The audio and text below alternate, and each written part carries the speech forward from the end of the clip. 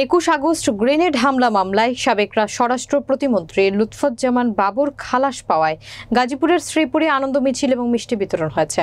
শ্রীপুর উপজেলা প্রতিনিধি মাসুম রানার প্রতিবেদনে থাকছে বিস্তারিত। রবিবার সন্ধ্যায় শ্রীপুর পৌর এলাকার 1 নম্বর C&B বাজারে ঢাকা ময়মনসিংহ মহাসড়কে পৌর 7 নম্বর ওয়ার্ড বিএনপি সদস্য নজরুল ইসলামের নেতৃত্বে হাজারো নেতাকর্মী আনন্দ মিছিলে অংশগ্রহণ করে।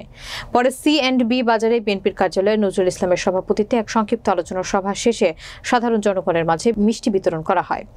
আনন্দ মিছিলে উপস্থিত ছিলেন পৌর 5 নম্বর ওয়ার্ড বিএনপির সাবেক সাধারণ সম্পাদক কবির সরকার, 7 নম্বর ওয়ার্ড বিএনপির যুগ্ম সম্পাদক জাকির হোসেন, পৌর শ্রমিক দলের সাবেক যুগ্ম সম্পাদক চুন্নু ফকির, 7 নম্বর ওয়ার্ড শ্রমিক দলের সভাপতি খায়রুল ইসলাম, ওয়ার্ড শ্রমিক দলের সহসভাপতি রিয়াজ উদ্দিন।